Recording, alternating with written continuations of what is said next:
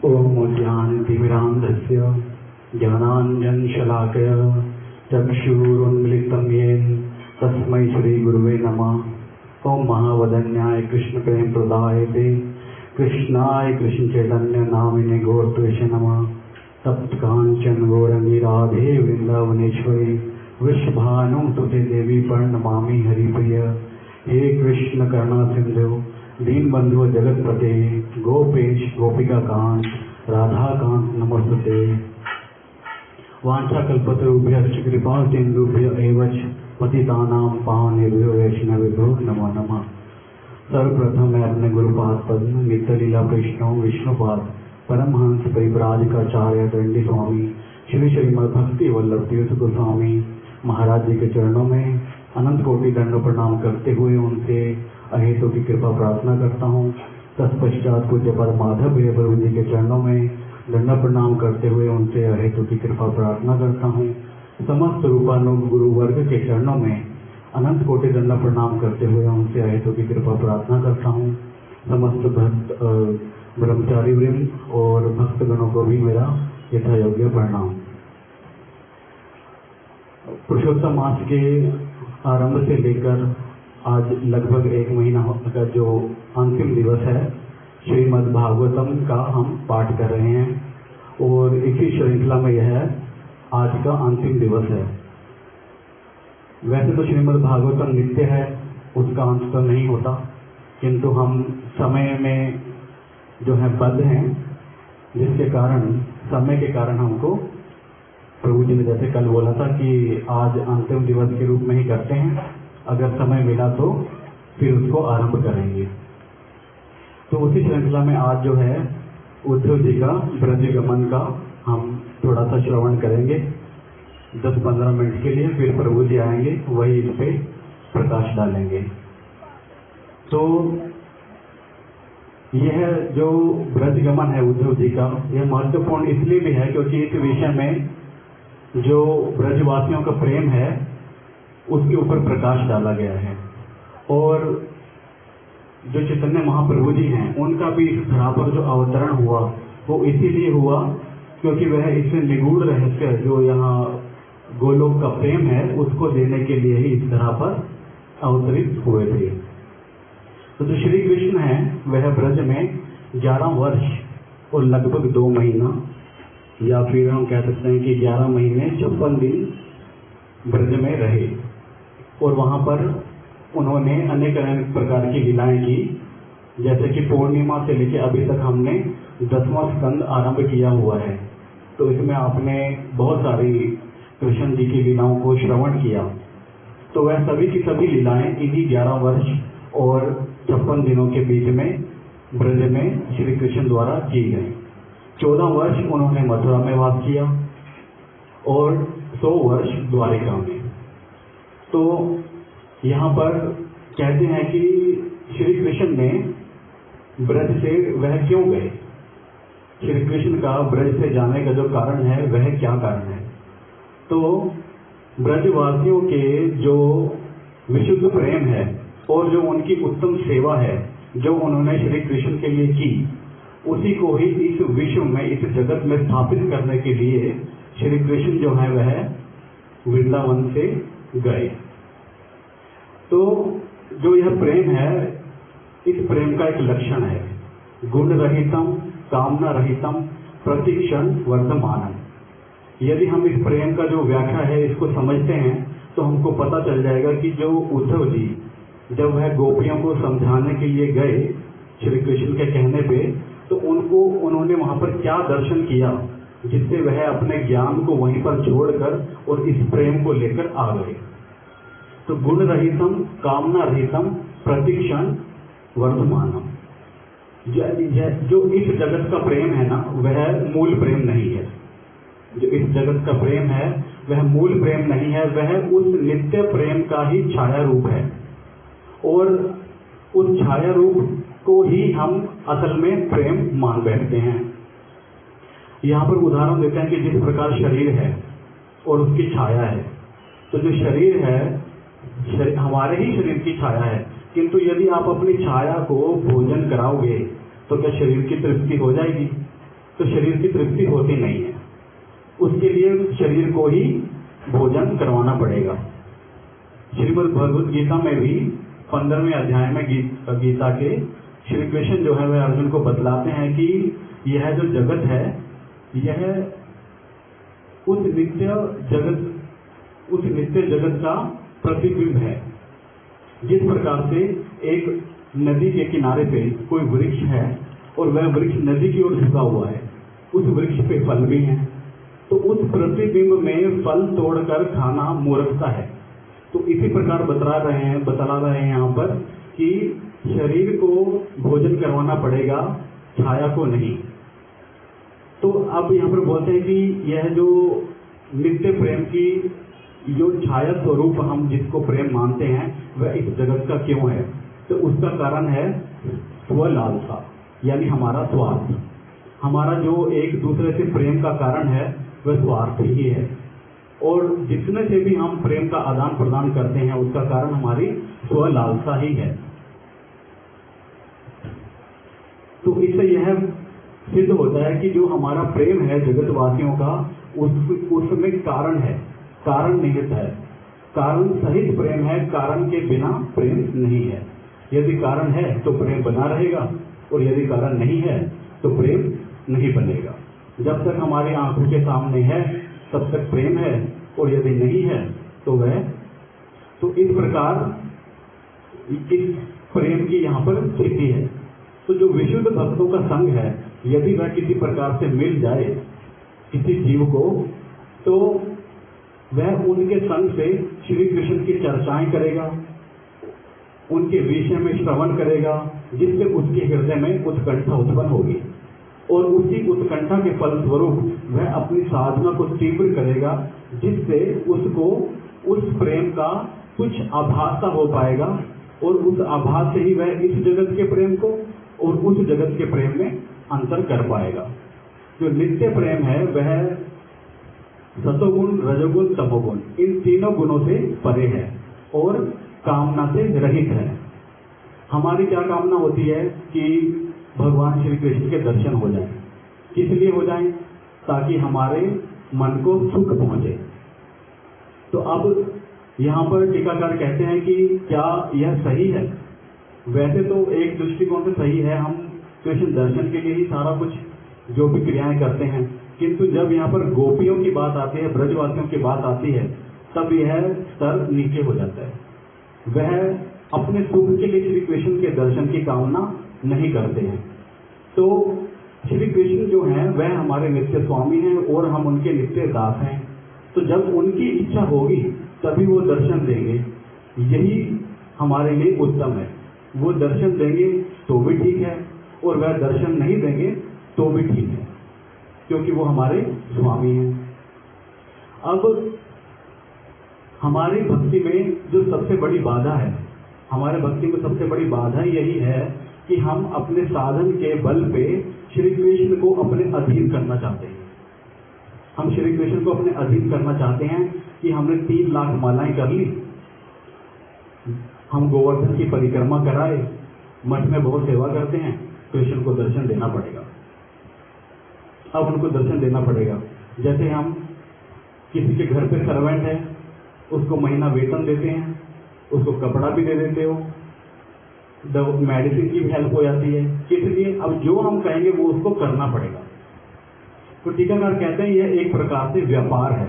हम भगवान के साथ व्यापार नहीं करेंगे, जैसे उनकी इच्छा होगी वैसा ही करने से बढ़िए। यदि वह दर्शन देना चाहते हैं तो भी ठीक, और नहीं देना चाहते तो भी ठीक। तो अब तीसरा लक्षण क्या है? प्रतिक्षण वर्धनम। अब यह जो प्रेम है यह प्रतिक्षण वर्धित होता है, लेकिन किसका वर्धित होता है? इस जगत में तो वर्धित नहीं होता, सिर्फ ब्रजवासियों का ही वर्धित होता है। इस जगत में क्या स्थिति है प्रेम के वर्धन होने की? कि पहले मिलन से पहले जो प्रेम है वह तीव्र होगा, वह मिलन से पहले जो प्रेम है वह तीव्र होगा, जब मिल जाएगा थोड़ा और तीव्र होगा, किंतु फिर समय के साथ साथ वह क्षीण होता जाएगा, धीमा होता जाएगा और अंत में समाप्त हो जाएगा। जैसे आप कोई ब्रांड न्यू कार खरीद लेते हैं तो शोरूम में जाने से पहले बड़ी एक्साइटमेंट, उसको खरीद लोगे, चलाओगे, थोड़ी एक्साइटमेंट हो क्योंकि अभी आप उसमें बैठ गए, किंतु 6 महीने बाद वही कार आपको पुरानी लगने लग जाएगी और 6 महीने बाद उसका कोई नया मॉडल आ जाएगा और कोई दूसरा खरीद के जब उसको सड़क पे चलाएगा आपको अपनी कार ही पुरानी दिखलाई देने लगेगी। तो यह स्तर है हमारे प्रेम का। अब यह जीवित वस्तु है या निर्जीव, दोनों के साथ ही यही नियम लागू होता है।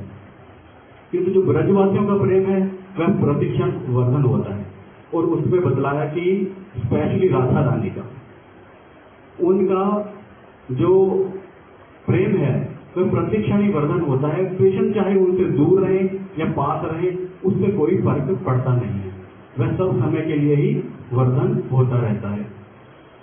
तो अब यहाँ पर जो ब्रजवासियों की स्थिति है, उनका जो वियोग है, उसको देख करके जो श्री कृष्ण है वह यह विचार करते हैं कि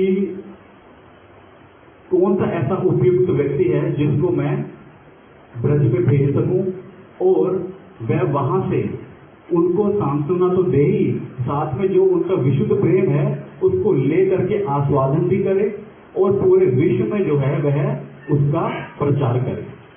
तो इसलिए जब वहां पर उद्धव जी आते हैं श्री कृष्ण के पास में, तो वह उनसे ही वार्ता करते हैं और उनका हाथ अपने हाथ में ले करके उनको बोलते हैं।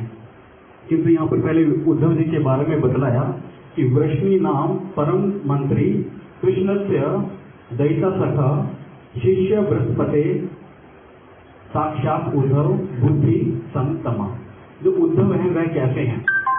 उद्धव जो है वह वृष्णि नाम, जो यादव है, यादव उनके परम मंत्री हैं क्योंकि वह बड़े बुद्धिमान हैं। जो कृष्ण की सभा है उसमें सबसे बुद्धिमान व्यक्ति उद्धव ही हैं और कृष्ण दैता सखा, कृष्ण के बड़े ही प्रिय सखा भी हैं और क्या है, बृहस्पति के साक्षात शिष्य। उनकी तीव्र बुद्धि देखकर ही बृहस्पति जी ने क्या किया था, उनको समस्त शास्त्रों का ज्ञान करवाया था। तो इस प्रकार से वहां पर बतलाया कि किस प्रकार से वह तीव्र बुद्धि के हैं। और जो उद्धव जी हैं उनका जो मुख है, मुखमंडल है, वह बहुत काफी उनकी सिमिलरिटी है श्री कृष्ण के चेहरे के साथ में, और वह नंद जी के भाई के ही पुत्र हैं और कृष्ण जी के हृदय के बड़े समीप हैं। कृष्ण जी स्वयं कहते हैं कि मुझे अपनी आत्मा भी इतनी प्रिय नहीं है जितना उद्धव है। तो इस प्रकार से वहां पर उद्धव जी की महिमा कही गई।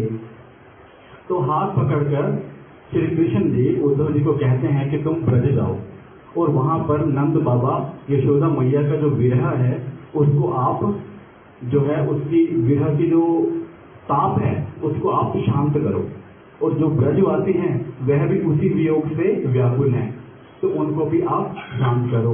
क्योंकि जितने भी ब्रजवासिनी हैं उन सभी के लिए मैं आत्मा स्वरूप हूं, उनका जो प्राण है वह मेरे में ही है, उनकी जो मति है वह सब समय मेरे में ही लगी रहती है। इस प्रकार से वहां पर उन्होंने ये काफी लंबा वहां पर विवरण दिया हुआ है, लेकिन अभी प्रभु जी आएंगे तो उसको संक्षेप में करके, क्योंकि प्रभु जी की मेहनत पे प्रकाश डालेंगे, इतना अभी अनुभव नहीं है उसका, जो क्योंकि यहाँ पर बड़े ही वहां पर उच्च स्तर के भाव बतलाए गए हैं। तो अब रथ पर आरूढ़ होकर जो उद्धव जी हैं वह ब्रज गमन करते हैं। तो जब वह ब्रज गमन करते हैं, जो पहला दृश्य है उनको दिखलाई देता है वह ऐसा ही दिखलाई देता है जिस समय कृष्ण और बलराम जी ब्रज में रहा करते थे, सेम वही उनको दृश्य वहां पर दिखलाई दे रहा है कि जिस प्रकार से वहां पर जो गैयाएं हैं वह बहा रही हैं, बछड़े हैं जो वह गैयाओं का दूध पी रहे हैं, चारों तरफ जो है गोदोहन की जो है आवाज सुनाई दे रही है, जो ब्रजवासिनी है वह कृष्ण गीत गा रही हैं, और जो गोपाल हैं वह बांसुरी बजाकर कृष्ण का ही महिमा गुणगान कर रहे हैं। तो इस प्रकार उन्होंने पहला दृश्य यह देखा, मानो कि जो कृष्ण है वह संकेत दे रहे हैं कि मैं तुमको चाहे द्वारिका में दिखलाई दे रहा हूं, लेकिन मेरी जो वास्तविक स्थिति है वह ब्रज में ही है। वृंदावनम पाद एकम कैसे वैश्वपुरी वृंदावन वृंदावनम परित्यज्य पादेकम न गच्छति, कि मैं एक पग भी कभी वृंदावन से बाहर नहीं निकालता। इसको वह दिखलाना चाहते हैं। किंतु यह जो दृश्य था, जो उन्होंने देखा कि सारा ही बड़ा ही आनंदित माहौल है, वहां पर वातावरण है, वह कुछ समय के लिए ही था। और अगले ही क्षण में क्या देखते हैं कि जो गैयाएं रंभा रही थी, अब वह रंभा नहीं रही, वह घास नहीं चरती, चुपचाप खड़ी हैं। और जो बछड़े हैं वह दूध नहीं पीते। और जो वहां पर ब्रजवासी गोपीगण हैं और जो गोपियां हैं, वह उस पथ पर खड़े हैं जिस पथ से श्री कृष्ण का रथ गया था। जिस पथ से श्री कृष्ण का रथ गया था, वो अभी भी उसी पथ पर उस दिशा की ओर देख रही हैं कि हो सकता है शायद श्री कृष्ण का रथ वापिस ही आ जाए और जो उनके रथ की ध्वजा है वह हमको दिखलाई दे दे। तो इस प्रकार से वहां पर दृश्य को दिखलाया गया। नंद बाबा और यशोदा मैया का बतलाया कि वह सब समय ही क्रंदन करते हैं। और जो नंद भवन है उसमें कितने दिन से तो रंधन ही नहीं हुआ, यानी रसोई खाना ही नहीं बना, वहां पर भोजन ही नहीं पकाया गया जब से श्री कृष्ण गए हैं।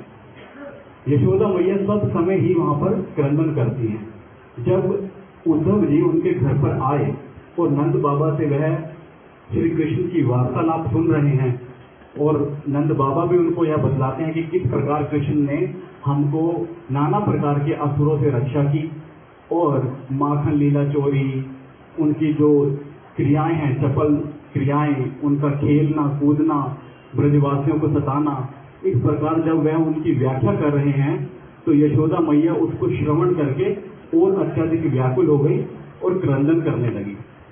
जितने भी ब्रजवासी वहां पर थे, प्रौढ़ जो गोपियां हैं, वह यशोदा मैया को सांत्वना देती, किंतु यशोदा मैया किसी के भी मुख की ओर देखती नहीं थी। सब समय क्रंदन ही करती, क्योंकि उनकी चक्षुओं के आगे सब समय कृष्ण जी का ही मुखमंडल रहता। अब क्योंकि वह क्रंदन करती है, किसी का मुखमंडल नहीं देखती, इसलिए उन्हें पता ही नहीं लगा कि उद्धव भी आए हैं और उनका सम्मान करना है या फिर किसी प्रकार की वार्ता करनी है। इस प्रकार का वहां पर बतलाया गया कि किस प्रकार से ब्रजवासियों की स्थिति है। तो जो वहां पर टीकाकार बतलाते हैं कि उदाहरण देकर कि जिस प्रकार से कुब्जा है, 3 प्रकार की रति होती हैं, जिसमें एक है साधारण रति, जिसमें कुब्जा है। जो कुब्जा है वह श्री कृष्ण का संग चाहती है, उनका विहार चाहती है, तो वह किसमें आ गई? साधारण रति में। एक है सामंजस्य रति, जिसमें आती है द्वारिका की महेशियां। अब वह थोड़ा सा उत्तम है, लेकिन उसमें भी उनका स्वार्थ निहित है। वह क्या चाहती है कि कृष्ण उनके पास रहें, और वह मांग करती है, वह रूठ जाती है। रूठने में भी उनका ही स्वार्थ है कि कृष्ण उनको मनाने आए, उसमें वह कृष्ण का सुख नहीं देखती। और फिर तीसरे में बदलाते हैं सामर्थ्य रति, जो है राधा रानी की। जो राधा रानी है वह जो रूठती है, वह इसलिए रूठती है ताकि कृष्ण प्रसन्न हो, ना कि उनको किसी प्रकार का दुख पहुंचे। तो सब समय ही अपने मन वाणी से, अपने शरीर से जो है वह कृष्ण की ही प्रसन्नता देखती हैं। अब उद्धव जी ने वही देखा कि यहाँ पर तो जितने भी ब्रजवासी हैं, उन्होंने स्पेशल जो वहां पर की गोपियां हैं, उन्होंने अपने शरीर तक को, अपनी मन वाणी को भगवान की ही श्री चरण कमल में लगाया हुआ है।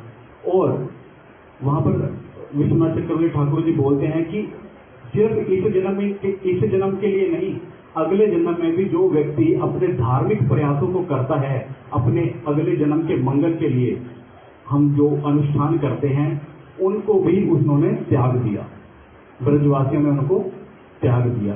इस प्रकार की स्थिति के बाद वह अब वहां पर सांत्वना देते हैं और भगवान का महिमा मंडन करते हैं। वहां पर उद्धव जी जो ब्रजवासियों को बोलते हैं, वह एक प्रकार से यह बतलाना चाहते हैं कि वह साक्षात भगवान ही हैं। आपके पुत्र तो हैं, लेकिन वह भगवान है। ना उनका कोई शत्रु है, ना उनका कोई मित्र है, ना उनके लिए कोई बड़ा है, ना उनके लिए कोई छोटा है। तो ना कोई अपना है, ना कोई पराया है। आप बड़े ही सौभाग्यशाली हैं जो आपको उनका संग मिला और आपने अपनी सेवाओं चेष्टाओं के द्वारा उनके हृदय पे एक छत्र राज किया।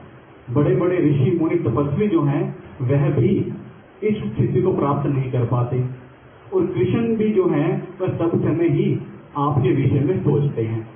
अब वहां पर बहुत सारे श्लोक हैं जिसमें श्री कृष्ण भी, जो श्री कृष्ण का संदेश है वह उद्धव जी गोपियों को बतलाते हैं कि भगवान श्री कृष्ण कहते हैं कि आप कभी भी मेरे से अलग नहीं हो सकते, आप कभी भी मेरे से अलग नहीं हो सकती, क्योंकि इस सृष्टि की आत्मा मैं ही हूँ।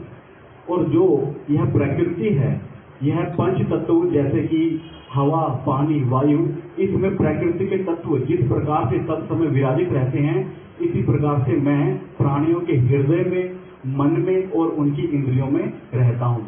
इसलिए तुम कभी भी मेरे से अलग नहीं हो सकती। और क्योंकि तुमने सब समय मेरी सेवा की है और अपने मन को मेरे में ही लगाया है, अपने परिवार तक को त्याग दिया, अपने पुत्र पतियों को, अपने परिवार को, अपनी दैनिक क्रियाओं को त्याग दिया है, इसलिए मैं जल्द ही तुम्हारे पास वापस आऊंगा।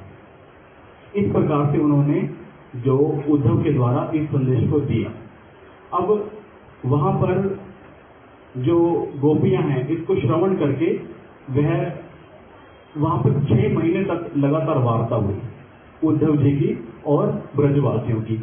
अब वह वहां पर अपना ज्ञान दे रहे हैं और दूसरी तरफ से जो ब्रजवासी हैं वह यह मानने को तैयार नहीं है कि वह भगवान है। अब जो गोपियां हैं वह उद्धव जी को लेकर के सब जगह पर उन लीला स्थलियों पर लेकर जाती हैं जहां जहां पर उनका कृष्ण जी के साथ मिलन हुआ, चाहे वह राधा कुंड है, श्याम कुंड है, गोवर्धन है, गोवर्धन की तलटियां हैं। वह बतलाते हैं कि किस प्रकार से कृष्ण ने उस स्थान पर माखन चुराया, इस स्थान पर इस राक्षस का वध किया, यहाँ पर हमारे वस्त्र चुराए, यहाँ पर मटकी फोड़ी। इस प्रकार से अनेक अनेक कथाएं सुनाई। और वह बोलते हैं कि उद्धव, तुम कहते हो कि जो श्री कृष्ण हैं वह आएंगे कैसे? वह तो हमारे हृदय में ही है। तुम कोई ऐसा मंत्र, कोई ऐसा तंत्र बदलाओ जिससे कि हम उनको एक क्षण के लिए भी अपने हृदय से निकाल सकें। इस प्रकार से जो गोपियां हैं वह उद्धव जी को बोलती हैं। तो जब यह सारी वार्ता वहां पर हो जाती है तो कहते हैं कि जो उद्धव जी है वो अपनी ज्ञान की गुदड़ी को वहीं पर ही रख देते हैं। यानी जिस प्रकार से एक कपड़े की पोटली होती है उसमें गांठ मारकर रख देते हैं, तो गोपियों के प्रेम के शरणागत होकर के वे अपने ज्ञान को वहीं पर रख देते हैं और उनको प्रणाम करके, उनकी पूजा करके वापिस वह मथुरा के लिए आते हैं। अब मथुरा में आकर के कृष्ण उनसे पूछते हैं कि क्या तुमने मेरा संदेश वहां पर दिया? जो गोपियां हैं वह कैसी हैं? क्या वह मेरे वियोग में वहां पर क्रंदन करती हैं या फिर और भी कुछ करती हैं? मेरा वहां पर संदेश मेरी माता यशोदा को, मेरे बाबा नंद बाबा को दिया। तो तब उद्धव जी कहते हैं कि कृष्ण, जो तुम्हारा संदेश था वह तो गोपियों की विरह की अग्नि में जल के भस्म हो गया। वहां पर आपके संदेश का कोई भी मूल्य नहीं है। वह वहां पर जल के भस्म हो गया और वह प्रेम की पाठशाला है। तो कृष्ण कहते हैं कि फिर तुमको क्या प्राप्त हुआ? वो कहते हैं मेरे को तो वहां पर कुछ प्राप्त ही नहीं हुआ, क्योंकि वह जो पाठशाला है, वो जो यूनिवर्सिटी है, उसकी जो प्राध्यापिका है, जो वहां की जो डीन है वह राधिका रानी है, और वहां पर हर किसी को आसानी से एंट्री नहीं मिलती, हर किसी को प्रवेश नहीं मिलता। तो वो कहते हैं कि फिर तुमको क्या मिला? वो कहते हैं मैं तो एक आशा लेकर के आया कि आशा महो चरण रेणु असम अहम श्याम, आशा महो चरण रेणु जुशाम असम श्याम या वृंदावने किम अपि गुल्मलता औषधि नाम या दुस्तज्य स्वजनम आर्यपथम च हित्वा देजु मुकुंद पदवीं श्रुतु भी विप्रज्ञान।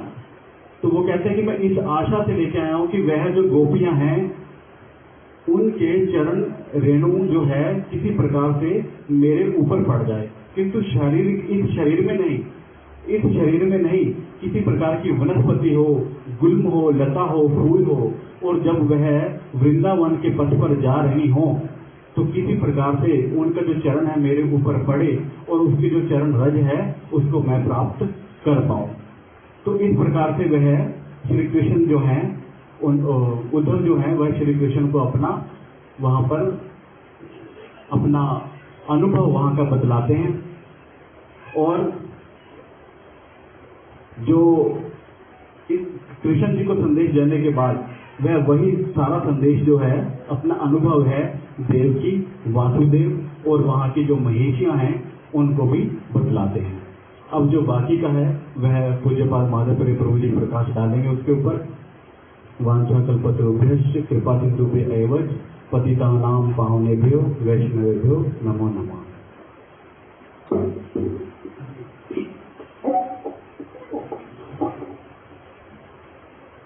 ओम अज्ञानतिमिरान्धस्य ज्ञानाञ्जनशलाकया चक्षुरुन्मीलितं येन तस्मै श्रीगुरवे नमः। वाञ्छाकल्पतरुभ्यश्च कृपा सिन्धुभ्य एव च पतितानां पावनेभ्यो वैष्णवेभ्यो नमो नमः। यं प्रव्रजन्तं मनुपेतमपेतकृत्यं द्वैपायनो विरहकातर आजुहावा पुत्रेति तन्मयतया सर्वोऽभिनेदु त्वं सर्वभूत हृदयं मुनिमां नतोऽस्मि।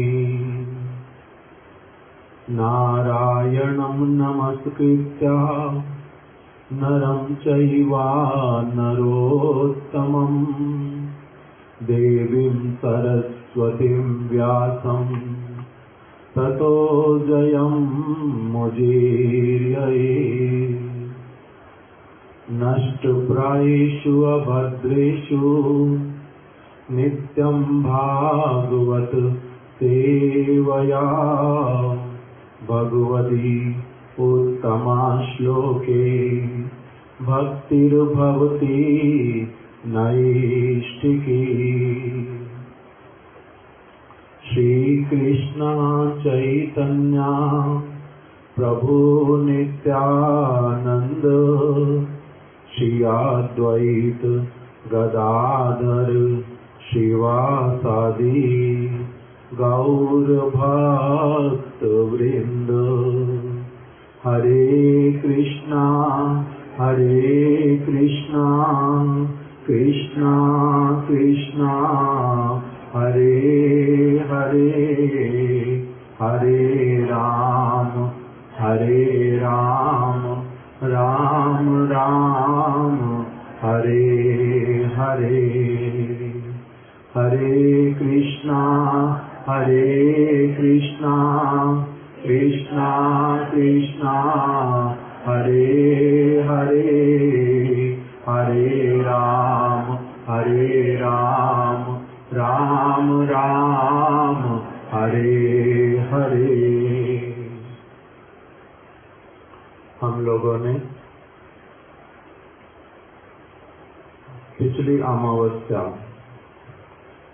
जिसको आज 1 मास हो गया, पिछली अमावस्या से हम लोगों ने श्रीमद् भागवत की कथा को हमारे जितने भी यहाँ पर प्रभु जी लोग रहते हैं, कभी किसी भक्त ने अलग अलग प्रसंगों को लेकर के हम लोगों को श्रीमद् भागवत की कुछ कथाओं का श्रवण करवाया।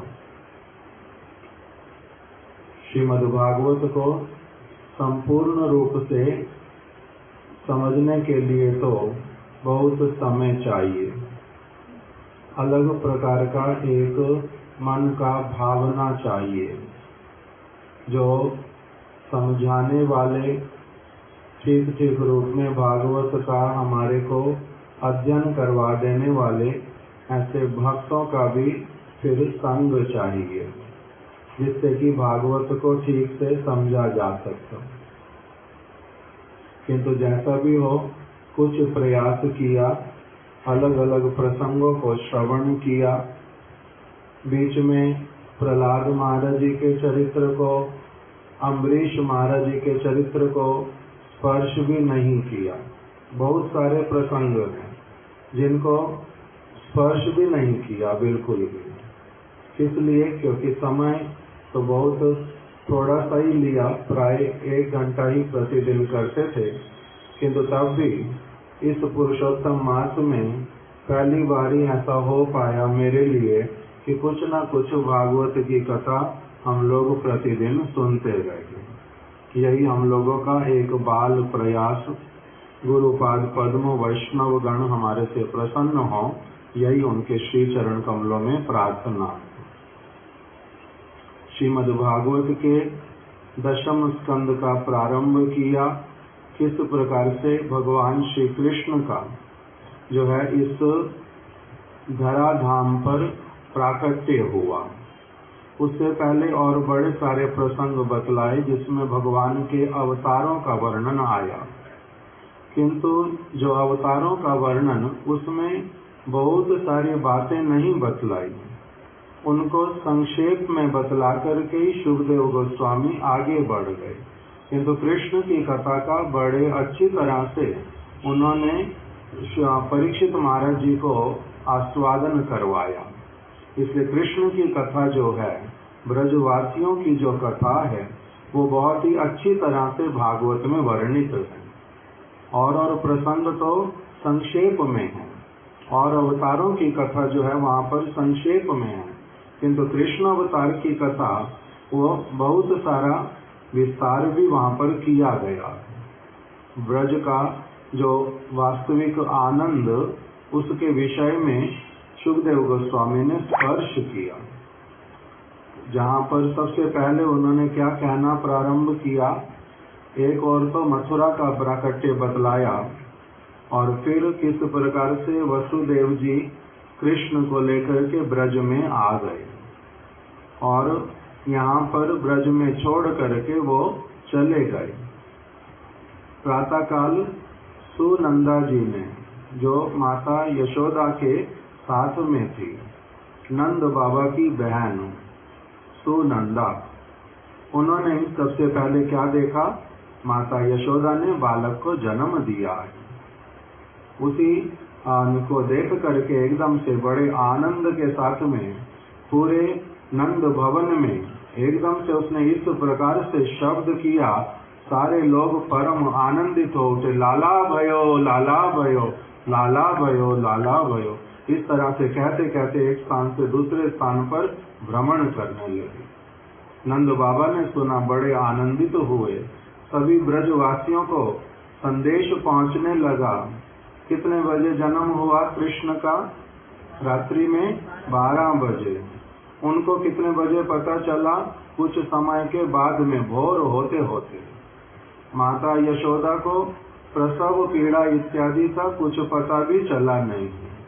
कृष्ण जो है ऐसे माता यशोदा और नंद बाबा के नित्य पुत्र, इस जगत में भी पर जगत में भी उनके नित्य पुत्र हैं। सब समय के लिए ही माता यशोदा उनकी माता और नंद बाबा उनके पिता।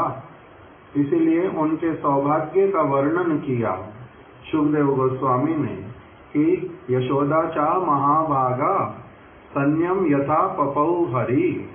यशोदा माता कितनी अधिक महासौभाग्यशाली हैं। उनका कृष्ण ने क्या किया, कृष्ण पर ब्रह्म होकर के भी उन्होंने माता यशोदा के हाथ की बनी हुई चीजों को तो लिया ही लिया, उन्होंने माता यशोदा के स्तन का पान किया। उनके अंगों में जो दूध बना उसको अपने मुख के द्वारा पान किया, ऐसा सौभाग्य किसका होता है। इसलिए यशोदाचा महाभागा, महासौभाग्यशाली माता यशोदा। दूसरी तरफ से नंद महाराज जी की भी वंदना की, क्या कह करके, अहम यहाँ नंदम वंदे। ये नंद महाराज जी भी बड़े सौभाग्यशाली, इसलिए ये बड़े उदार चरित्र, बहुत शांत, अत्यंत पवित्र चरित्र है उनका, सबके मंगल की आकांक्षा करने वाले, परम शांत, किसी के प्रति कोई भी मन में द्वेष इत्यादि का भावना कदापि उनमें उत्पन्न हो ही नहीं सकता। ऐसे वाले जो नंद महाराज हैं, उनका भी बड़ा सौभाग्य है। किस लिए? क्योंकि यस्यालिंदे परम ब्रह्म, परम ब्रह्म जो भगवान, उनके आंगन में उन्होंने घुटनों के बल चलना सीखा। उन्हीं के घर पर सब प्रकार की लीलाएं थी और नंद बाबा का ऐसा एक वात्सल्य प्रेम, जिसके कारण उन्होंने कृष्ण को अलग अलग अपने कामों में भी लगाया। यद्यपि कृष्ण को अपने प्राणों से भी अधिक प्रेम करते हैं, किंतु तब भी इस जगत में जब भगवान आए, कृष्ण किस रूप में आ गए? एक साधारण बालक की भांति। इसको कहते हैं नरवत लीला। हैं वो हमारे जैसे साधारण मनुष्य नहीं है, वो हमारे जैसे हैं तो वो पर ब्रह्म भगवान, किंतु जब इस जगत में आते हैं तब कैसे लीला करते हैं? एकदम से साधारण मनुष्य की भांति।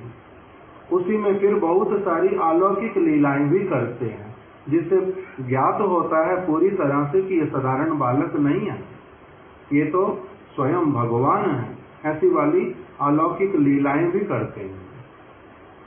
तो नंद महाराज जी ने कृष्ण को क्या कहा? मेरे लिए मेरे जूते उठा करके लेकर के आओ। तो कृष्ण उन जूतों को नंद बाबा के अपने सिर के ऊपर उठा करके लाते हैं। धीरे धीरे धीरे धीरे चलते हैं और नंद बाबा के जूते ला करके देते हैं। कैसी ही वहां पर मधुर मधुर लीलाएं हुई। ब्रज का किस प्रकार का एक सौभाग्य उदित हुआ, उसके लिए बताया। जब से श्री कृष्ण का ब्रज में आविर्भाव हुआ, तब से हुआ क्या? सबसे पहले तो जैसे ही सारे ब्रजवासियों ने सुना, सभी के सभी ऐसे आनंदित हुए। सब गोपों ने अपने आप को बड़े सुंदर रूप में सजाया। नंद बाबा ने भी अत्यंत सुंदर रेशमी वस्त्र, बहुत सुंदर पगड़ी को धारण किया और फिर सभी गोप लोग आ गए। गोपों का एकदम से ऐसा वाला स्वागत किया। पूरे ब्रज में चारों ओर पताकाएं लगाई गई, बंदरवार लगाए गए। जगह जगह पर, स्थान स्थान पर, बहुत सारे स्थानों पर सब जगह ऐसा कर दिया जैसे कि पुष्प के लड़ियां बना बना करके वृक्षों से वृक्षों तक, लताओं से पताओं तक, सब स्थानों पर ऐसा लगा कि जैसे पृथ्वी को सजा दिया, आकाश को सजा दिया। कितने ही प्रकार की रंग बिरंगी चित्र विचित्र पताकाएं लगा दी, पुष्प मालाएं लगा दी, स्थान स्थान पर कलश स्थापित कर दिए, स्थानों को ऐसा साफ स्वच्छ कर दिया, बुहार दिया कि वहां पर सब प्रकार से आनंदमय वातावरण हो उठा। इत्र इत्यादि को सुगंधित सुगंधित पुष्पों के जलों को स्थान स्थान पर बिखेर दिया और रंगोलियां बना दी। कितने ही प्रकार के वहां पर जो डिजाइन, उस तरह का सारा कुछ पृथ्वी को सुसज्जित कर दिया। सभी लोग अपने हाथों में अनेक प्रकार के उपहार लेकर के नंद बाबा के घर में उपस्थित हुए। यशोमती मैया को बधाई देने के लिए आए, सूतिका गृह में प्रवेश कर गए।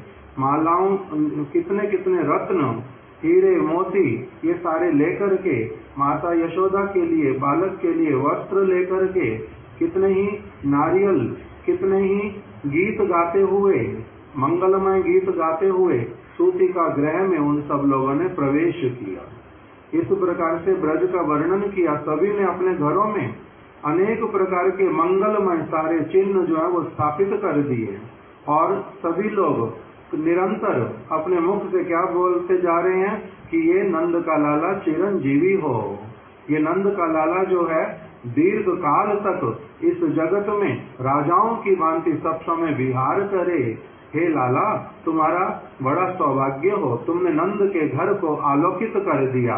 इस प्रकार से बड़े ही हृदय के साथ में प्रेम करते हुए, क्योंकि माता यशोदा और नंद बाबा के साथ में सभी का अनेक विशेष जो है स्नेह था, इसलिए सभी के मन में एक बड़ी ही सुंदर भावना कि इनका आनंद जो है वो दिन प्रतिदिन वर्धित हो, दिन प्रतिदिन वर्धित हो। ऐसे करके सारी ब्रज की गोपियां जब तैयार होकर के आई तो वहां पर शुकदेव गोस्वामी ने वर्णन किया, उनका मुख मंडल जो है वो कैसे वाला है, ऐसा है जैसे कमल के समान एकदम से प्रफुल्लित होकर के, प्रसन्न चित्त होकर के आकर के विराजित हो गए। उस पर उन्होंने जो थोड़ा बहुत कुछ कुमकुम इत्यादि लगाया अपने मुख के ऊपर, उससे ऐसा प्रतीत हुआ जैसे कमल का पराग जो है वो दिखलाई पड़ रहा हो, अत्यंत सुंदर। जितने प्रकार के सौंदर्य, वो सारे सौंदर्य आकर के ब्रज में वास करने लगे। उनके कानों में उन्होंने जो आभूषण पहने, कंठ में जो उनके हार पहने हुए हैं, हाथों में जो बाजूबंद, इस चरणों में जो नूपुर इत्यादि, उसकी ध्वनि से ऐसे प्रतीत हुआ कि भगवान अनंत का जो कृष्ण है वो अनंत है। उन अनंत भगवान के आविर्भूत होने पर यहाँ पर अनंत वाद्य यंत्र बज रहे हैं। किसी के हाथों के जो कड़े उन्होंने पहने हुए, चूड़ियां पहनी हुई, किसी के नूपुर, किसी का कोई और मेखला जो कि कमर के ऊपर बांधते हैं, ऐसे वाले सारे उनके जो आभूषण इस प्रकार की अनंत प्रकार की मधुर ध्वनि कर रहे हैं।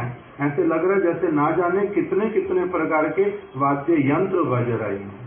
नगाड़े बजाने के लिए कितने प्रकार के और वाद्य यंत्र, मृदंग, खोल, करताल, ये सारी चीजें बजाने के लिए बहुत सारे लोग एकत्रित हो गए। और जो वंदीगण वो वंदनाएं करने लगे, कोई नंद बाबा के कुल की वंदना करने लगा, कोई भगवान विष्णु की आराधना करने लगा, ब्राह्मण लोग श्रेष्ठ श्रेष्ठ मंत्र पढ़ने लगे, गोपियां अनेक प्रकार के मंगल गीत गाने लगी। इस प्रकार से कृष्ण का जो जिनका जन्म जो है कैसे था, बहुत समय से प्रतीक्षित था, अर्थात नंद बाबा यशोदा मैया प्रतीक्षा कर रहे थे बहुत लंबे समय से कि कब घर में लाला आएगा। और लाला आया। नंद बाबा ने सभी का बड़ा स्वागत किया जो भी घर पर आया। रोहिणी मैया वो लगभग 1 वर्ष पहले ही वो नंद गांव में आई थी। नंद गांव तो कहेंगे नहीं, गोकुल में आई थी। वहीं पर ही कृष्ण के जन्म से कुछ दिन पूर्व बलदेव जी का जन्म हुआ था। जब कृष्ण का जन्म हुआ, कृष्ण जब गर्भ में आए, वो कब आए थे, जब रोहिणी मैया आ गई थी गोकुल में। इसलिए नंद बाबा ने जब कृष्ण का जन्म हुआ, रोहिणी जी जैसे सामने पड़ी, साथ साथ में उनका बड़ा प्रेम के साथ में स्वागत करते हुए, जे हे महाभागा रोहिणी, तुम्हारे हमारे घर पर चरण डालने मात्र से ही ये लाला हमारा जो है वो यशोदा के गर्भ में आया था। और आज तुम्हारे इस उपस्थिति के होने पर ही हमारे घर में इस लाला ने जन्म लिया है। अतः आप मेरे लिए परम वंदनीय हैं, आदरणीय हैं। इसलिए अपने भंडार को खोल करके सबसे पहले मैया रोहिणी को अनेक प्रकार के आभूषण इत्यादि उन्होंने प्रदान किए। वहाँ पर वर्णन आ गया, रोहिणी मैया जो है ऐसे तो पहले गर्भवती अवस्था में आई हैं और वसुदेव जी साथ में नहीं हैं। अपने पति का कुछ विरह था कि वो कारागार में हैं और मैं यहाँ पर स्वतंत्र रूप से रह रही हूँ। और बालक का जन्म हुआ, उनके पिता वसुदेव ने देखा नहीं है। इस प्रकार का कुछ दुख मन के भीतर में था। किंतु जैसे ही कृष्ण का जन्म हुआ और नंद बाबा से इस प्रकार की बातें सुनी कि आप परम सौभाग्यशालिनी, आपके चरणों के हमारे घर में आने पर ही इस प्रकार से हमारे घर में आनंद महोत्सव हो रहा है। इस प्रकार की सारी बातें सुन के रोहिणी मैया का जो पति का विरह वो जाता रहा पूरी तरह से। और मेरे लाला का जो है, इस बलराम का जन्म अपने घर पर नहीं हुआ, कहीं और हुआ है, ये वाला भावना भी और हृदय में रहा नहीं। परम आनंदित होकर के वो भी वहाँ पर सभी का स्वागत करने लगी। ऐसा प्रतीत हुआ कि वही क्या है जो यशोदा मैया उनकी वास्तविक रूप में सासू जी हैं, और उनके घर के सारे कार्यों को वही रोहिणी मैया ही देखने लगी, सबका स्वागत किया। बड़ा ही वहाँ पर एक ऐसा मनोरम दृश्य प्रकटित किया कि एक ऐसा विचित्र महोत्सव जो कि ना भूतो ना भविष्यति, और कहीं पर जैसा उत्सव नहीं होता वैसे वाला उत्सव हुआ। हल्दी, चंदन और अगरू इत्यादि और सुगंधित द्रव्यों को मिला करके उसको जल में मिश्रित करके एक दूसरे के ऊपर डालने लगे। कोई छिपने लगा, कोई उसको ढूंढने लगा, कोई किसी को दूध लेकर के दूध के द्वारा उसको स्नान कराने लगा, कोई माखन इत्यादि लेकर के एक दूसरे को मलने लगा।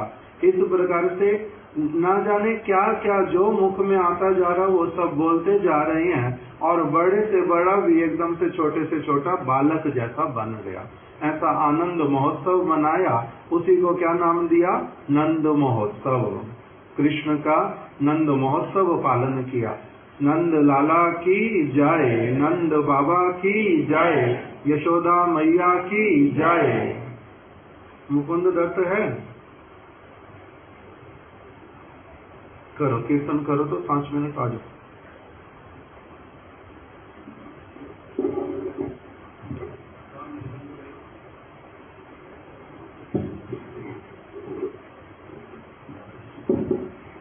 जियो श्याम लाला, जियो श्याम लाला, पीली तेरी पगड़ी रंग काला हो। जियो श्याम लाला, जियो श्याम लाला, पीली तेरी पगड़ी। जियो श्याम लाला, जियो श्याम लाला, पीली तेरी पगड़ी रंग काला। जियो श्याम लाला, जियो श्याम लाला,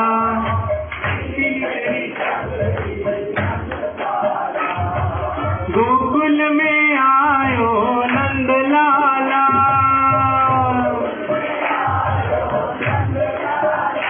हो गोकुल में आयो नंद लाला, हो मेरो गोपाला, हो मेरो नंद लाला। गोपियों से पड़ गया अब पाला, हाँ गोपियों से पड़ गया अब पार। हो जियो, हो जियो, हो जियो श्याम लाला, जियो श्याम लाला, पीली तेरी पगड़ी रंग काला। जियो श्याम लाला,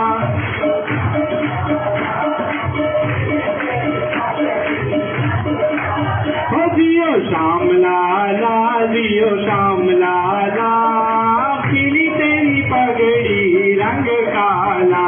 जियो श्याम लाला, जियो।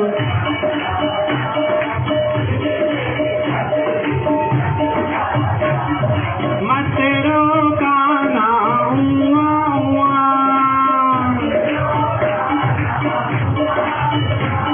अरे मत रोका ना हुआ हुआ,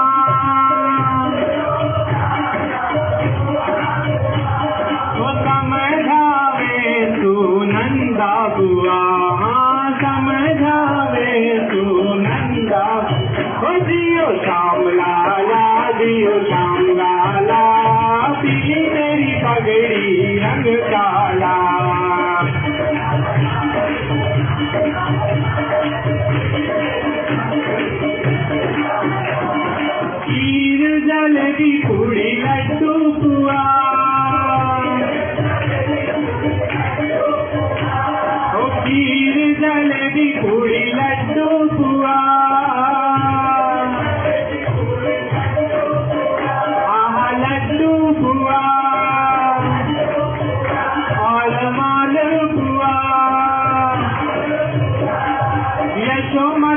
भर आनंद हुआ। यशोमती हो जियो, हो जियो, हो जियो श्याम लाला, जियो श्याम लाला, पीली तेरी पगड़ी रंग काला।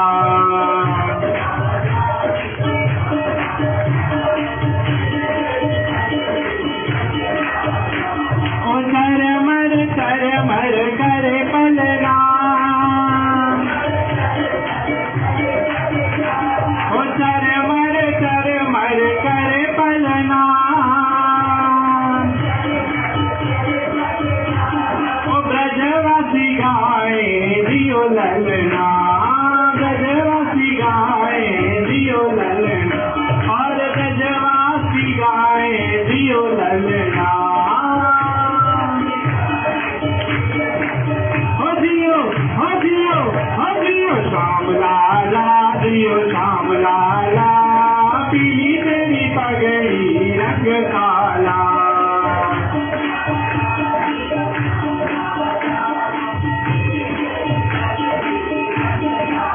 हो जियो श्याम लाला, जियो श्याम लाला, पीली तेरी पगड़ी रंग काला।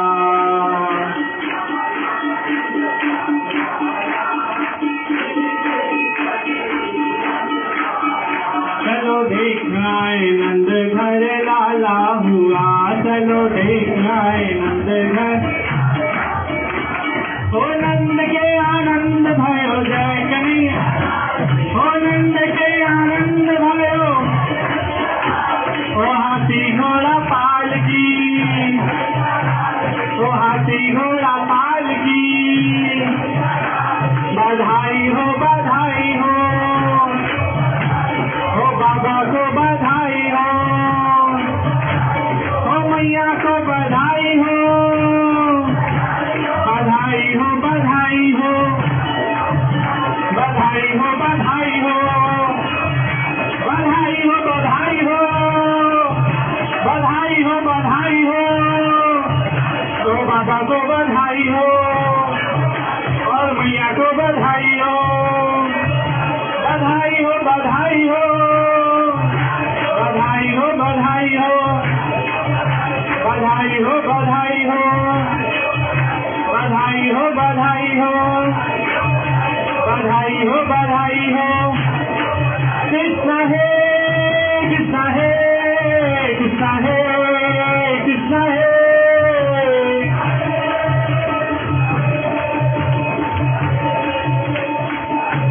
कृष्ण है, कृष्ण है, कृष्ण है, कृष्ण है।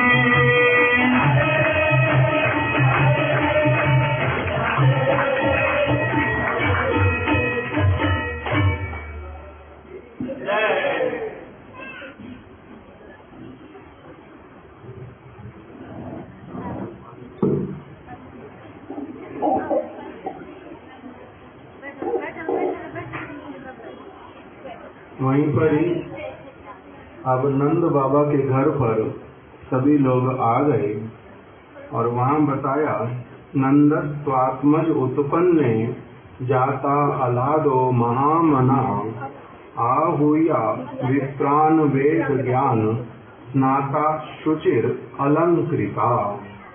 कि नंद महाराज जो हैं महामना हैं, अर्थात बहुत उदार हृदय वाले हैं। उन्हीं नंद राय का हृदय जो है इतना आनंदित हो गया कि वो आनंद के सागर में डूब गए। उनको कुछ भी नहीं पता चला कि मेरे को अब वास्तविक रूप में लाइट किसने बंद की?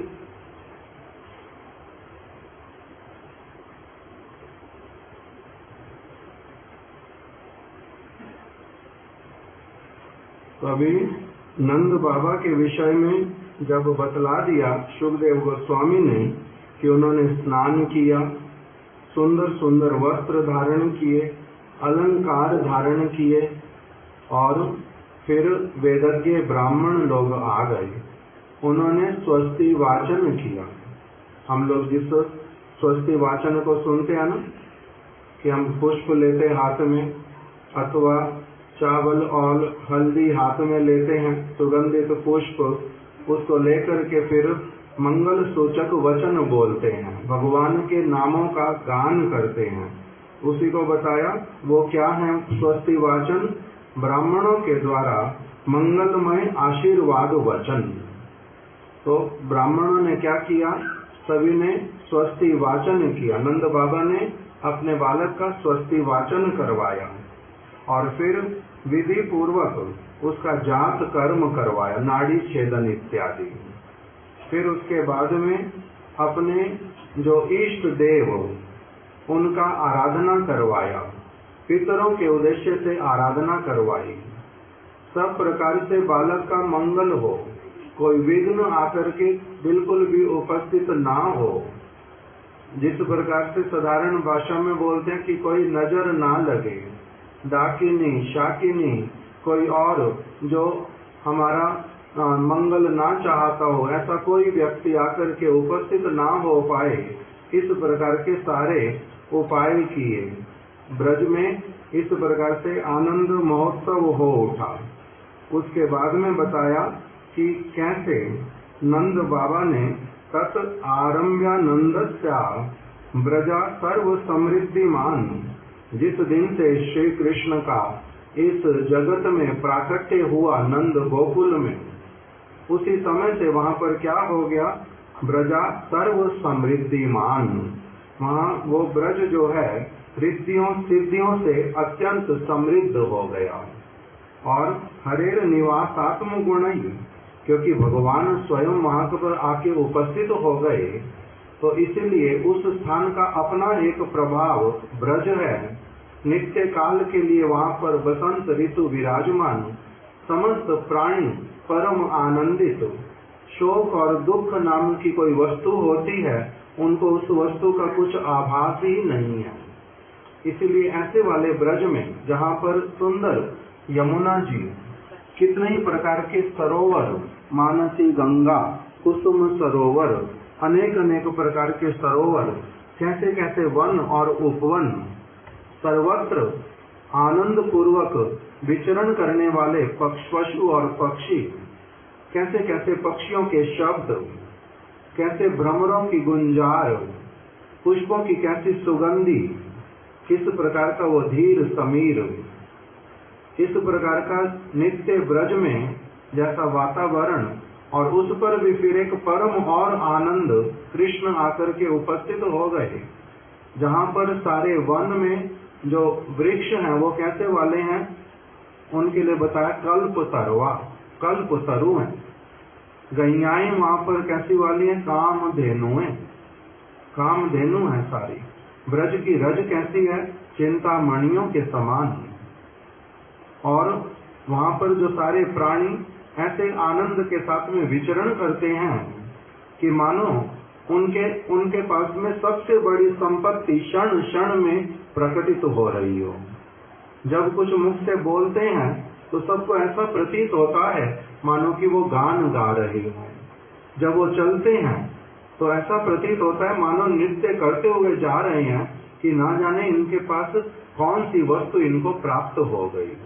इस प्रकार का जो नंद बाबा का ब्रज, वहां पर अब क्या हुआ, रमा क्रीडम भू नृपा, जो सर्व लक्ष्मीमयी श्रीमती राधिका, उनका सुखदेव गोस्वामी ने इस प्रकार से वर्णन कर दिया कि एक कृष्ण का जन्म हुआ, कृष्ण के जन्म के पश्चात नंद महोत्सव हुआ। वहां पर दिन प्रतिदिन इस प्रकार से महोत्सव होते होते वो दिन भी आकर के उपस्थित हो गया, जब वहां पर क्या हुआ, स्वयं श्रीमती राधिका की ये ब्रज भूमि जो है क्रीडा भूमि बन गई।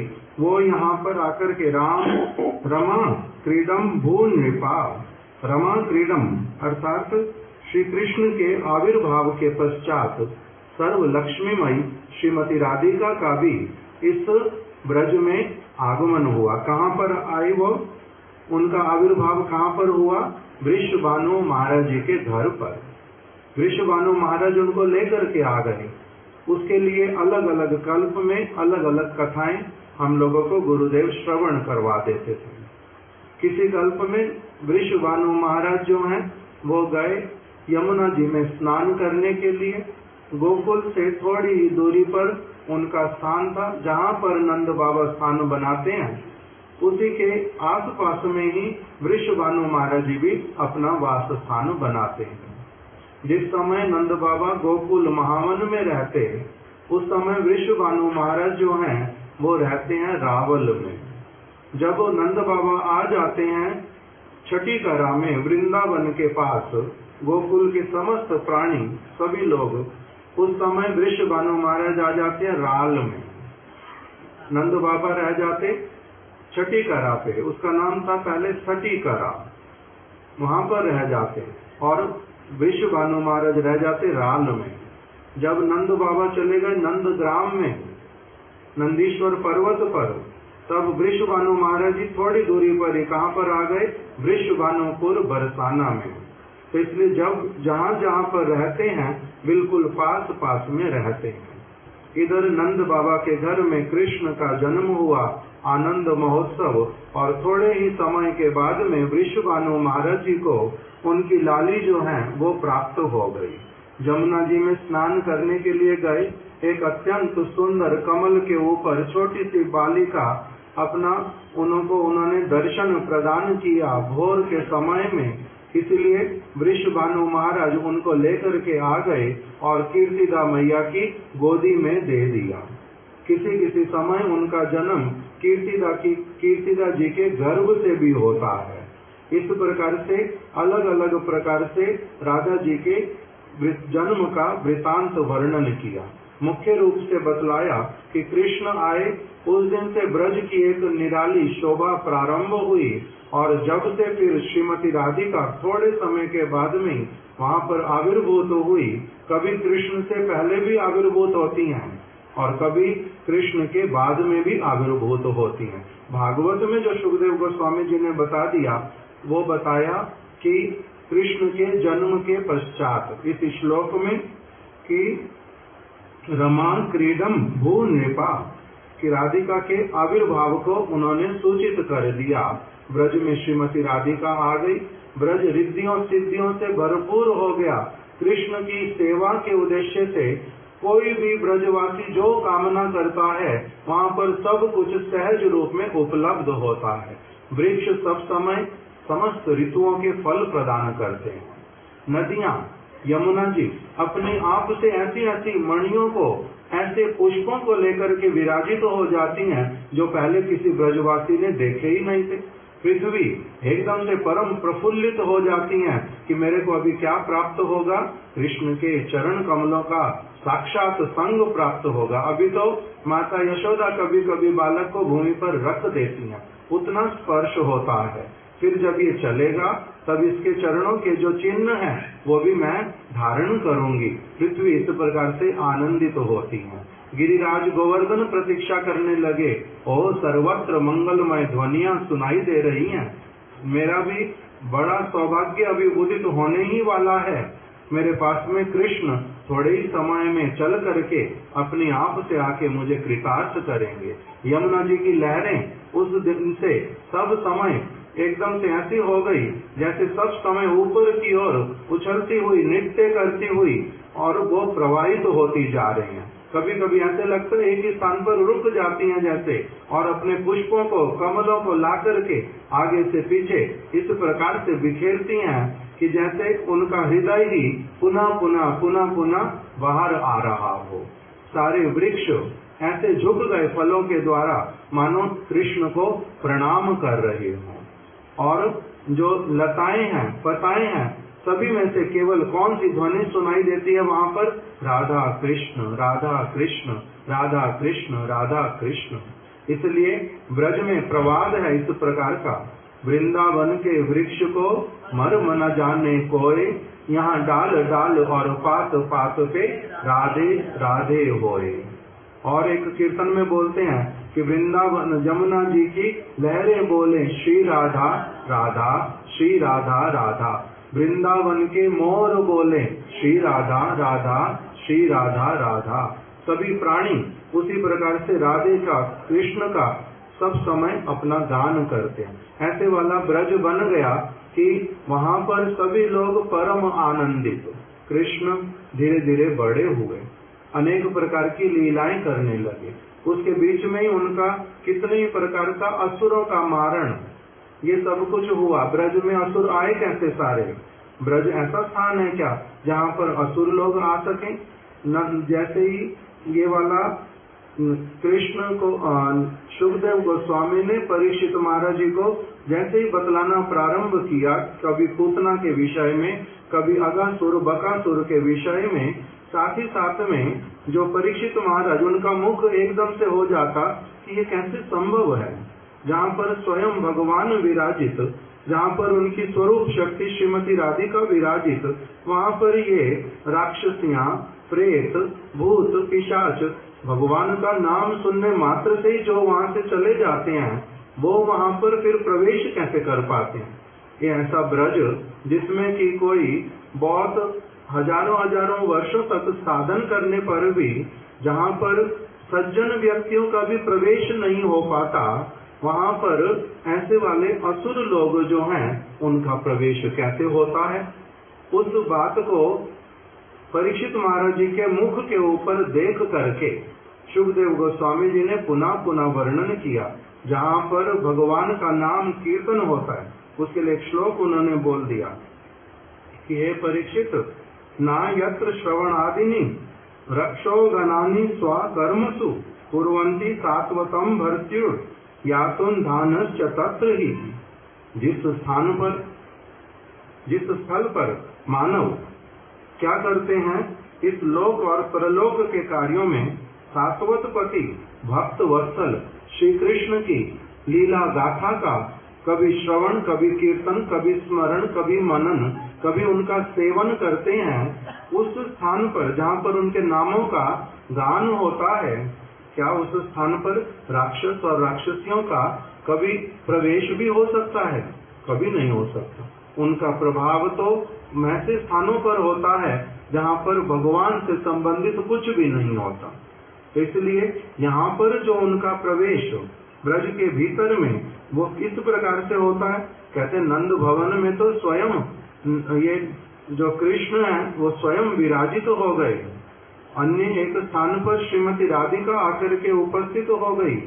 कितने ही ब्रज के परिकर वहाँ पर पे गोप गोपियां सखा लोग गैयाएं, ये कोई साधारण थोड़ा ना है सारे, ये तो भगवान के साथ में उनके गोलोक वृंदावन से सारे आकर के विराजित। तो यहाँ पर ये पूतना इत्यादि का प्रवेश कैसे हुआ? उसके लिए फिर बताया कि भगवान की एक विशेष शक्ति जिसको बोलते हैं भगवत लीला शक्ति, वो जो भगवत लीला शक्ति वो इस प्रकार से व्यवस्था कराती हैं जिससे कि ये आते हैं और फिर भगवान की वही लीला शक्ति जो है इनको परास्त करके कंस के वध का कारण बनती है और अलग अलग प्रकार से ब्रजवासियों को उसमें आनंद प्रदान करती हैं। तो ये कृष्ण के असुर वध की लीलाएं हुई बहुत सारी। उसी के बीच में फिर बहुत प्रकार का स्वयं, कभी तो 6 दिन के बालक जब क्या कर दिया, पूतना का वध कर दिया। पूतना बाल घातनी और राक्षसी स्तनों पर विष को लगा करके लाई थी। कृष्ण को जैसा वो रूप बना करके आई, मायाकृत जो रूप बनाया इतना सुंदर कि माता रोहिणी और यशोदा मैया भी उसको देखते ही रह गई। किस प्रकार से उसने अपना श्रृंगार किया, कैसा उसने अपना रूप बनाया, ये सभी भी उसके ऊपर मोहित हो गए भगवान की योग माया के प्रभाव से। और कृष्ण ने उसके जो है उसके प्राणों का भी पान कर लिया और उसको धात्री उचित गति प्रदान की। ऐसे वाले 6 दिन के बालक ने लीला की। फिर उसके बाद में क्या हुआ, जैसे ही राक्षसी के ऊपर से राक्षसी का प्राण जब छूटा तो वो अपने स्वरूप में आ गई। राक्षसी वाले पहले वाला स्वरूप अपना माता वाला रख नहीं पाई। ब्रजवासी सारे भयभीत हो गए। कृष्ण को जब उनके ऊपर से उठा करके लाए तब क्या किया, कृष्ण को गाय की पूंछ के साथ में ऊपर से नीचे तक सारे अंगों में गाय की पूंछ उनके शरीर पर पूरी लगाई पहले।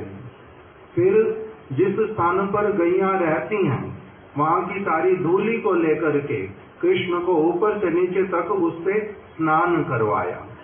फिर गाय के मूत्र को लेकर के कृष्ण को स्नान कराया। उसके बाद कृष्ण के अंगों पर सारा गोबर लगा दिया पूरा। इस प्रकार से उनकी रक्षा के लिए फिर मंत्र पढ़े। 12 स्थानों पर अंगों पर हाथ रख रख करके ओम केशवाय नमः, ओम गोविंदाय नमः, ओम माधवाय नमः ऐसे करके सारे मंत्र पढ़े और ब्राह्मणों को पुकारा, उनको बुला करके लाए। ऐसे करके कृष्ण के जो कृष्ण सबकी रक्षा करने वाले उनके लिए क्या किए, ये रक्षा मंत्र इत्यादि का उच्चारण किया। सब समय उनके इर्द गिर्द में रहते हैं। ऐसा लगता है पूरा ब्रज केवल मात्र नंद बाबा के घर में ही बसता है। बाकी जिस स्थान पर भी जाते हैं वो सारे ऐसे कर लेते घर को कि चारों ओर से तो छकड़ों को लगा देते, पूरा ब्रज बंद हो गया चारों ओर से और अंदर पूरा का पूरा नंद भवन ही बन गया। उस प्रकार से वो वास करते हैं, अलग से वास करते ही नहीं। कृष्ण के लिए क्या क्या नहीं चिंतन करते रहते। तो इसलिए हम लोगों ने ये सारी कथाएं सुनी, कैसे माखन चोरी की लीला, कैसे कृष्ण को शयन कराना, कैसे माता यशोदा के द्वारा स्वयं अपने हाथों से माखन बनाना और किस प्रकार से गोविंद दामोदर माधवेति इत्यादि गीत का गान करना, किस प्रकार से कृष्ण का आकर के दही मतनी को पकड़ लेना, मतनी के दंड को पकड़ लेना, माता यशोदा का दूध पान करना, मटकी को फोड़ना, बंदरों को माखन खिलाना, उसके बाद में फिर मैया के भय से डरना, छड़ी मैया के द्वारा यश कृष्ण को छड़ी दिखलाना और कृष्ण का क्रंदन करना, पहले दौड़ लगाना, पीछे मुड़ मुड़ करके देखना, फिर पकड़ में आ जाना। माता यशोदा उनसे भी तेज गति से भागी, नहीं तो पकड़ेंगी कैसे। यद्यपि माता की आयु बहुत, यशोदा मैया थोड़ी स्थूल शरीर की, कृष्ण बहुत छोटा बच्चा बड़ी तेजी से भाग सकता है, किंतु तब भी माता यशोदा ने और भी बहुत तेजी से जाकर के उसको पकड़ लिया, पकड़ करके शासन किया। कृष्ण रोने लग गए, सिसकारियां भरने लगे, क्षमा मांगने लगे, उनको बांध दिया। कृष्ण ने बंधी हुई अवस्था में यमल और अर्जुन को मुक्त कर दिया, स्पर्श करके स्वयं बंधे हुए। और क्या कर रहे हैं, यमल अर्जुन वृक्षों को उन्होंने उद्धार कर दिया। इस प्रकार की लीलाएं की। अब थोड़े बड़े हुए, बछड़े चराने के लिए जाएंगे। नंद बाबा ने महोत्सव मनाया, ब्राह्मण लोग आए कि पहली बार ये गोप अष्टमी के दिन में गैयाओं को, बछड़ों को अभी लेकर के जाएंगे। छोटी छोटी गैया, छोटे छोटे ग्वाल, छोटो सुमेरो मदन गोपाल, छोटी छोटी गैया ऐसे लेकर के उनके साथ में अपना जाने लगे। उस समय कैसे उनको श्रृंगार कराती हैं माताएं, किस प्रकार से उनके लिए भोजन प्रस्तुत करती हैं, कैसे वन में भेजती हैं, कैसे बलदेव जी को शपथ देती हैं, इसका सब तरफ से ध्यान रखना। बड़ा नटखट है, आगे पीछे होने देना नहीं। हे बलदेव तुम आगे रहना, हे श्रीराम तुम इसकी दक्षिण दिशा में रहना, हे मधुमंगल तुम इसके बाईं दिशा में रहना, और सखाओं सारे पीछे रहना, इसको बीच में रखना। ये तुम सबसे चंचल, ये ना जाने कब किस तरफ चला जाएगा, उसको उस प्रकार से वन में भेजना, बछड़ों को चराना, वन भोजन करना, श्रृंगार करना, भोजन थाली बनानी, पत्तों को इकट्ठा करना, पक्षियों के जैसे आवाजें करना, उनके जैसी चाल में चलना, वृक्षों के ऊपर खड़े हो जाना, उड़ने का प्रयास करना, दिखलाना कि मैं उड़ रहा हूँ। इस प्रकार के सारे सखाओं के साथ में उनका मधुर मधुर लीला, वो सब वर्णन किया।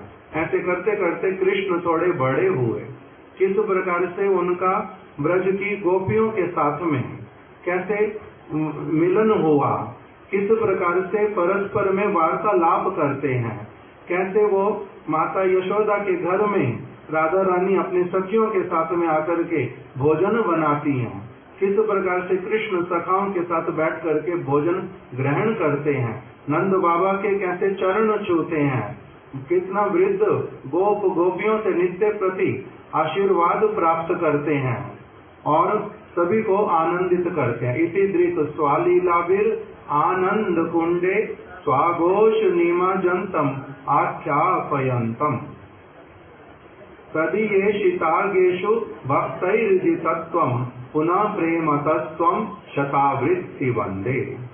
अपने गोष्ठ को, ये उनका अपना परिवार कृष्ण का, ब्रजवासी सारे, इति दृक स्वालीलाभिर, इस प्रकार से अपनी लीलाओं के द्वारा उनको सब समय क्या करते हैं, इति दृक स्वालीलाभिर आनंद कुंडई, ऐसे सबको प्रतीत होता है जैसे वो आनंद के कुंड में निमज्जित हो रहे हैं।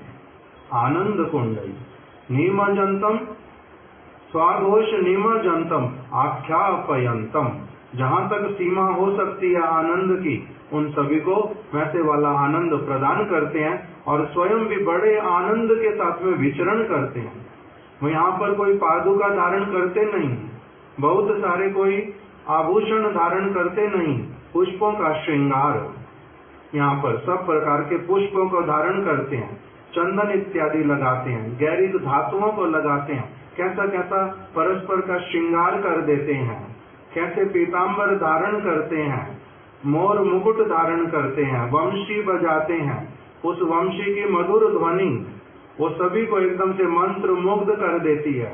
कृष्ण उसको कहते हैं ये मेरी सबसे प्रिय सखी है, इसके द्वारा मैं जो काम करवाना चाहता हूँ सारे मेरे काम बना करके ले आती है, जहाँ पर इसको भेजता हूँ वहीं जाती है, जिस समय इसको कहता हूँ ये कार्य करना, उसको पुकारना, सबको लेकर के आ जाती है। इसलिए ये मेरी प्रिय सखी है, उसको बड़ा संभाल करके रखते हैं।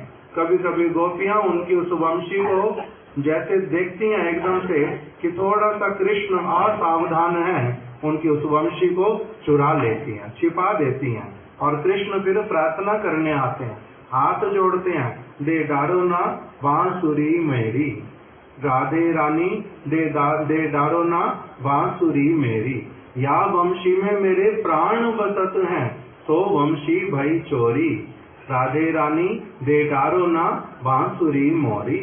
इस वंशी में मेरे प्राण बसते हैं, इसके द्वारा तो मैं अपना सारा काम करता हूँ, इसीलिए वो मेरी वंशी जो चोरी हो गई, हे राधे रानी मेरी उस वंशी को तुम्हें अवश्य पता होगा कहाँ गई, मेरे को ढूंढवा दो।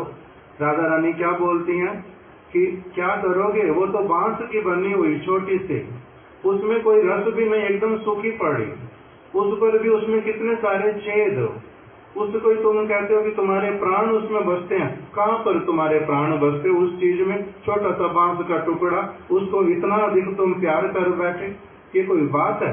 बुद्धिमानी कोई, इसमें तो कोई बुद्धिमानी नहीं है।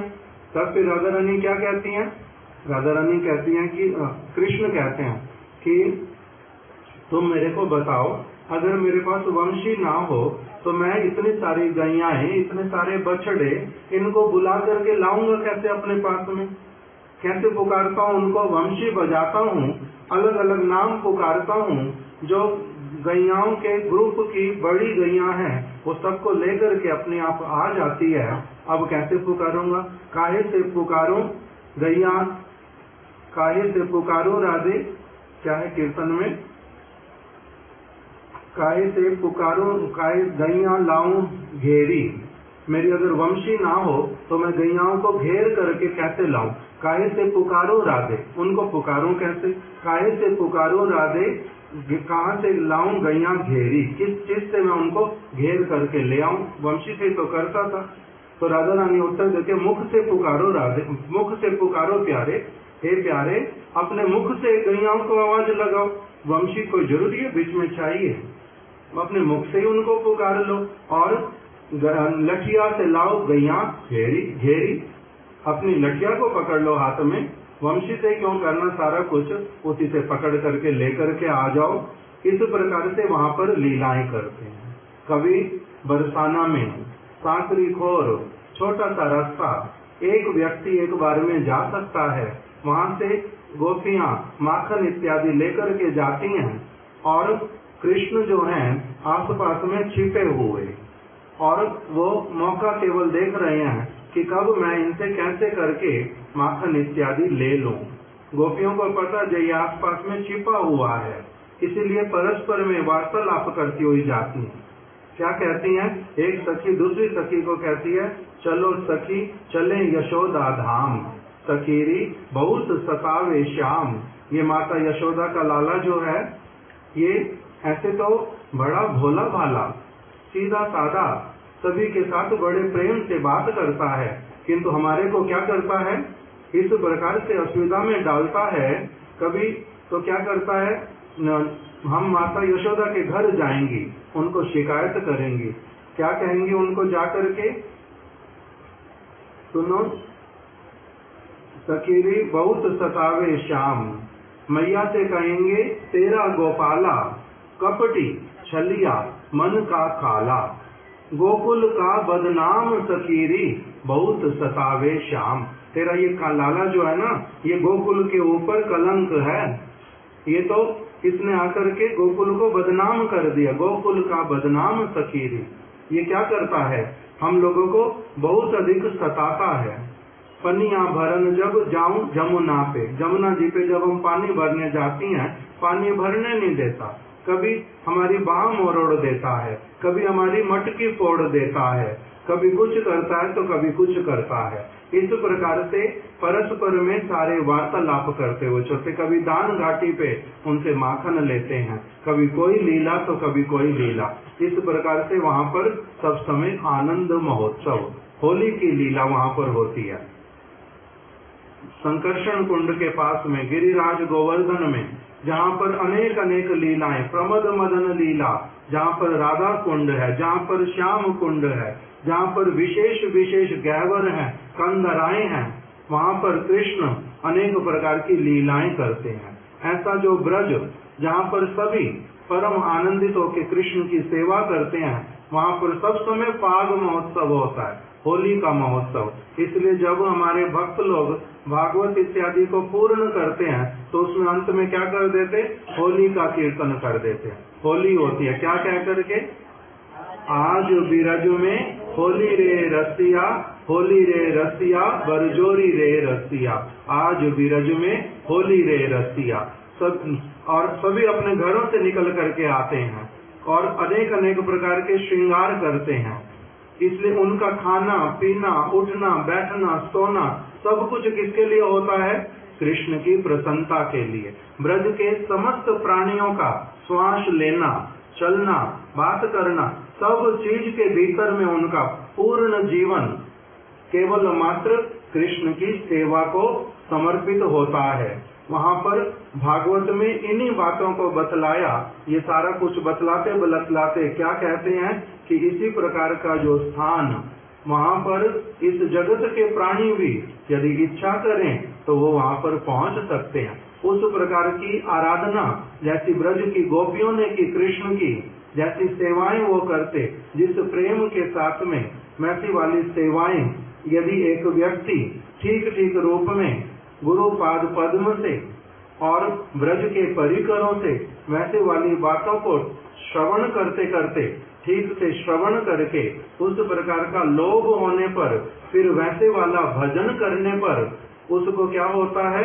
भगवान स्वयं कृपा करके उसको अपने इसी ब्रज में नित्य काल के लिए अपने पास में ले लेते हैं। श्रीमद् भागवत महापुराण की जय, श्री ब्रज मंडल की जय, समस्त ब्रजवासियों की जय, शिला गुरुदेव की जय, श्री पुरुषोत्तम मास की जय। गौर प्रेमानंदे हरि हरि बोल।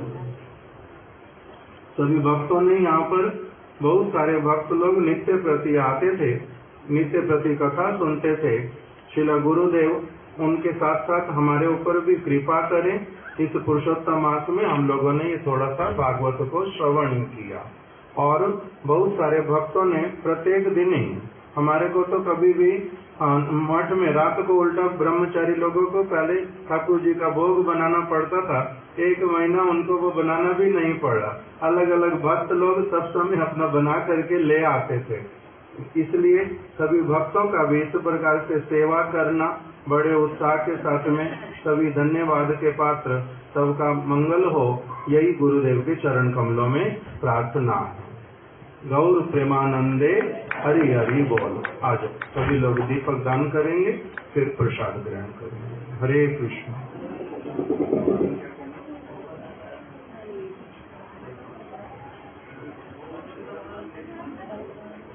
गोवर्धनधरं वन्दे गोपालं गोपरूपिणम् गोकुलोत्सवमीशानम् गोविन्दं गोपिकाप्रियम् गोवर्धनधरं वन्दे गोपालं गोपरूपिणम् गोकुलो उत्सवमीशानम् गोविन्दं गोपिकाप्रियम्